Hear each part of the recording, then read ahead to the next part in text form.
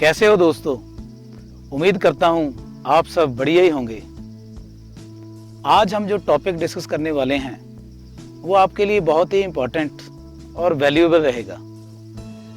दोस्तों, आपने कभी सोचा है कि ऐसा क्यों होता है कि हम कहते हैं कि हम रोज सुबह जल्दी उठेंगे, लेकिन एक्चुअल में उठ नहीं पाते। हम कहते हैं कि आज से जो चाय की लत है मैं धीरे धीरे करके कम कर दूंगा, बंद कर दूंगा, लेकिन वो हम कर नहीं पाते। हम कमिट करते हैं कि फास्ट फूड बुरी चीज़ है, हम नहीं खाएंगे, लेकिन हम छोड़ नहीं पाते। हम ज़्यादा टीवी नहीं देखेंगे, न्यूज़ नहीं देखेंगे, लेकिन वो भी हम छोड़ नहीं पाते। ऐसे ही हमारे बच्चे वो कहते हैं कि हम मोबाइल गेम्स नहीं खेलेंगे, वो पूरा कमिट करते हैं, लेकिन 2 घंटे बाद वही बच्चे मोबाइल गेम के ऊपर। हम कहते हैं कि हम अपने बच्चों को ज़्यादा नहीं डांटेंगे, बच्चों को डांटना बुरा है, लेकिन फिर भी हम इसके ऊपर कंट्रोल नहीं कर पाते। जब गुस्सा आता है तो वो सातवें आसमान पर चढ़ जाता है। तो ऐसा क्यों होता है, इसको जानने के लिए हमें थ्योरी को समझना होगा, कॉन्शियस और सबकॉन्शियस माइंड की।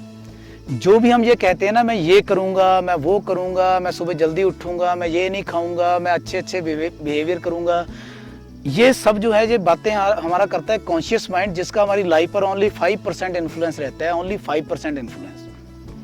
और अब 95% भाई किस महानुभाव का इन्फ्लुएंस है, वो है सबकॉन्शियस माइंड का।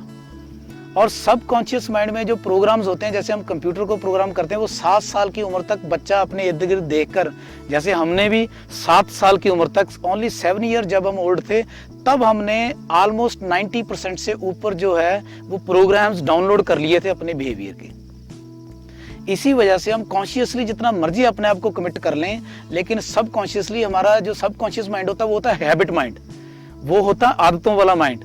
और हम आदत से मजबूर हो जाते हैं। और हमने सुना भी है कि वारे शाह ना आदतां जांदियां ने, चाहे कटिए पोरियां पोरियां जी। दोस्तों, इसको थोड़ा और गहरे से समझने के लिए मैं एक एग्जांपल आपके साथ शेयर करता हूं। सपोज करिए एक गाड़ी है जिसके 4 टायर हैं। अगर टायर कहें कि हमने इस डायरेक्शन में जाना है, या उस डायरेक्शन में जाना है, या नीचे को जाना है, या ऊपर को चढ़ना है, तो उनकी कहाँ सुनी जाती है। अब टायर एक कॉन्शियस माइंड की एग्जांपल है, लेकिन टायरों को कौन चलाता है? गाड़ी चलाती है, स्टीयरिंग चलाता है, इंजन चलाता है। तो गाड़ी और स्टीयरिंग और इंजन जिस तरफ डायरेक्शन देंगे, टायर उधर ही जा पाएंगे, उनकी अपनी कोई मर्जी नहीं होती। तो वो टायर एक तरह से होते हैं कॉन्शियस माइंड की एग्जांपल, और वो गाड़ी और स्टीयरिंग वो होते हैं सबकॉन्शियस माइंड की एग्जांपल। इसी तरीके से अगर अब हम ये सवाल पैदा करें कि इसका मतलब है कि 7 साल की उम्र तक हमने सब कुछ डाउनलोड कर लिया, तो क्या हम अब चेंज नहीं कर पाएंगे? बिल्कुल चेंज कर पाएंगे। उसके कुछ मेथड हैं जो माइंड के ऊपर रिसर्चर्स जिन्होंने काम किया है, माइंड की एजुकेशन जिन्होंने प्रोवाइड की है हमें, वो बताते हैं कि इसके 3 मेथड है जिस वजह से हम अपने माइंड को रीप्रोग्राम कर सकते हैं, माइंड की प्रोग्रामिंग को चेंज कर सकते हैं, जिसकी वजह से हम जो भी कॉन्शियसली कहते हैं वो हैबिट की तरह हमारी लाइफ में आ ही जाएगी। अब वो 3 तरीके कौन से हैं? सबसे पहला मेथड है सेल्फ हिप्नोसिस, यानी आत्म सम्मोहन। इसकी वजह से इसमें करना क्या होता है दोस्तों? जब हम रात को सोते हैं, सोने से जस्ट पहले जब नींद आ रही होती है, हम गहरी नींद में गए नहीं होते लेकिन जागे भी नहीं होते, तब हमें विजुलाइज करना है, तब हमें वो चीजें जो हम हैबिट डेवलप करना चाहते हैं, उठने की, गुस्सा ना करने की, प्यार करने की, अच्छा खाने पीने की, अच्छी सेहत की, जो भी हम हैबिट डेवलप करना चाहते हैं, उस हैबिट के बारे में हमें अपने आप को इंस्ट्रक्शंस देनी होंगी। अब आप कहोगे कि भाई तब तो हम सो रहे होते हैं, तो इंस्ट्रक्शन कैसे दें, क्योंकि हमारा पूरा ध्यान तो नींद के ऊपर होता है। तो वहाँ पर एक मेथड है कि आप अपने ही मोबाइल में अपनी ही आवाज़ में वो इंस्ट्रक्शंस को रिकॉर्ड करिए। जैसे मान लीजिए कि आप जैसे फास्ट फूड छोड़ना चाहते हो, ये नहीं कहना कि मैं फास्ट फूड छोड़ना चाहता हूँ, ये कहना है कि मैं अब हेल्दी फूड खाना शुरू कर चुका हूँ। मैं सिर्फ हेल्दी फूड खाता हूँ जिससे मेरी बॉडी को एनर्जी मिलती है, मेरी बॉडी अच्छी रहती है, मैं हेल्दी रहता हूँ, एनर्जेटिक रहता हूँ, मैं वही फूड खाता हूँ। ऐसे इंस्ट्रक्शन देनी है, नेगेटिव इंस्ट्रक्शन नहीं देनी है।